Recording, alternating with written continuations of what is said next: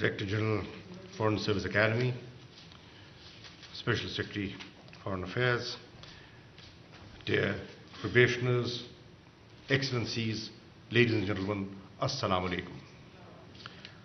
I'm pleased to join you for the passing out ceremony of the 41st Specialized Diplomatic Course.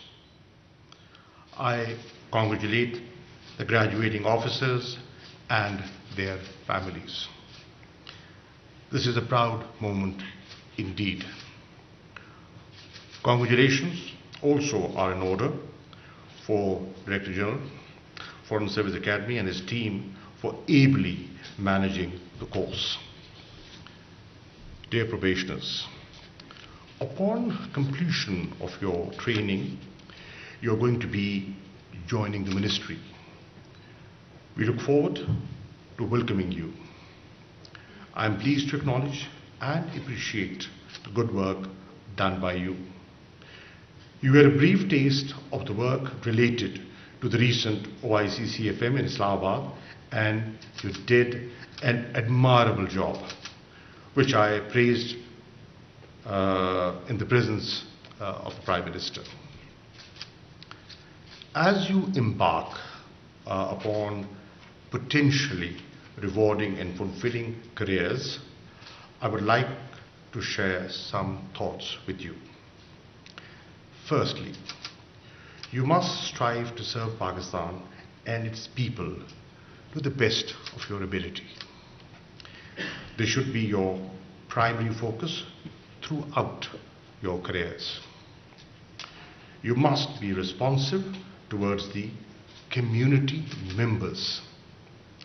Council services being provided by the Foreign Office here and abroad through our missions are a critical function. Let's not forget, our diaspora abroad is not just very talented, they are contributing to Pakistan's economic development. And look at the remittances that they are transmitting. Hard-earned money. So they're very, very valuable Pakistanis. Do look after them. The government of Pakistan is committed to giving due esteem to overseas Pakistanis and serving them wholeheartedly. Secondly, you should be willing to work hard and be eager to learn.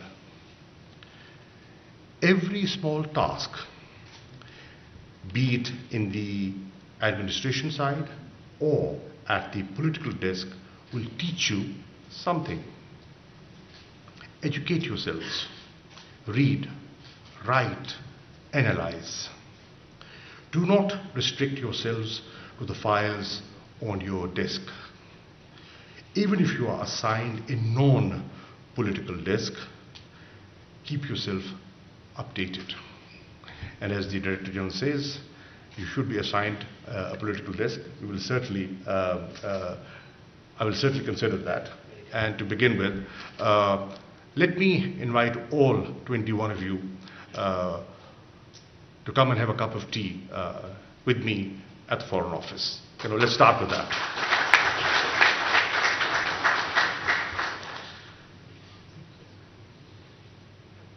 Thirdly, try to put your education and training to good use in the selfless service of the country. As I said earlier, no task is insignificant. Fourthly, always keep your chin up and do not lose motivation. Be innovative and think outside the box. Amidst resource constraints, we are going through resource constraints and we will be in that challenging situation for some years to come. So think how to optimally utilize the resources available.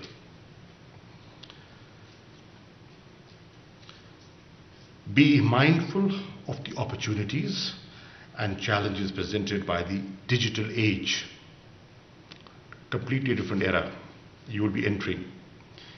Be tech savvy, and this is no longer optional.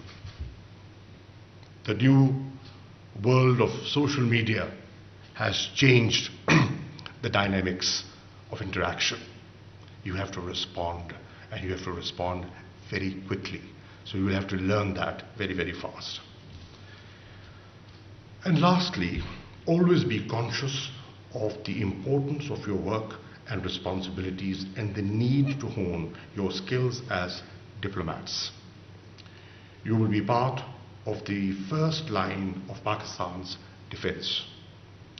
You will have to match wits with better resourced adversaries.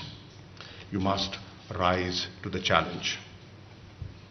Dear probationers, a new world is upon us, through which we have to navigate with caution and foresight, with multiple centers of power and constant realignment and realignments taking place. Diplomatic work has multiplied and become more difficult. The unipolar world has now become a rear view vista. Multilateral mechanisms that were set up for mediation and conflict resolution are losing their efficacy. The COVID-19 pandemic has laid bare the shortcomings of the public health systems. It has upended the global economic systems and has also served as a catalyst for long-term geopolitical shifts. Traditional means of conducting international relations and foreign policy have been overtaken by the fast-paced global deception industry. Soft power has already replaced conventional warfare. The world has entered into the era of battle of narratives and information/disinformation warfare. You will have to learn to live with fake news. That's a new phenomenon that we have to deal with on a daily basis. We see a huge shift in the role of media, its impact on all spheres of life, and modern technology is being used to influence opinions and push agendas. And you must have read or heard about the EU Disinformation Lab. In the backdrop of these shifting trends, geopolitics is reorienting to accommodate new actors and emerging factors and considerations. Pakistan's foreign policy must respond adequately to these shifting trends. Keeping our interests supreme, we must navigate through this external environment to ensure that Pakistan's sovereignty, territorial integrity and independence are secured and Pakistan's development agenda is advanced. Ladies and gentlemen, for the first time in our country's history, we have reoriented the thrust of our diplomatic efforts towards economic benefit and prosperity of the masses. Economic diplomacy is not just a buzzword, but a blueprint to leverage our diplomatic assets in the service of our development agenda. And if you've read the papers today, you must have learned that we approved the National Security Committee, and yesterday the Cabinet approved the new National Security Policy, a document that was under consideration for 9 years. It went through various stages of consultation and now it's been approved. There again, you would see this what I've alluded to, that recognition that national security is a larger concept and economic security is linked to national security. And this shift that we have taken from geopolitics to geoeconomics has new expectations and will have new expectations and demands of you. So, we have put in place, keeping that economic diplomacy in view, we have put in place a strategic engagement plan with the European Union and the strategic economic framework with Turkey. To explore untapped markets and opportunities, we have launched the Engage Africa initiative. Going forward, our pivot towards economic diplomacy will gather further momentum as new avenues are opened and existing ones gain greater traction. Dear probationers, the future is unpredictable, but we have the resilience and the experience to deal with the challenges ahead. You all have been through an extensive specialized training course covering a variety of subjects. And as the DG said, the course was 9 months. So you've delivered on time, not prematurely.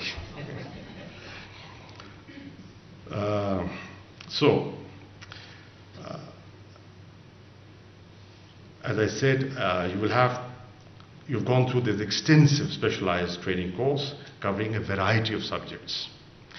And what we are trying to do, we've shifted to this new premises, and inshallah, with the passage of time, and as we have resources, we will develop it further. The Center of Excellence that you were talking about, let's look at that and let's see what can be done, to make it functional. What more facilities can we add? One of my proposals in my mind is that we have facilities, we have sporting facilities, and when resources permit, I would love to see a officers club, a diplomat officers club here, with a swimming pool, with sporting facilities and other, activities, with a nice place to gather, sit, talk, discuss, so that probationers as well as serving officers can avail this, facility. So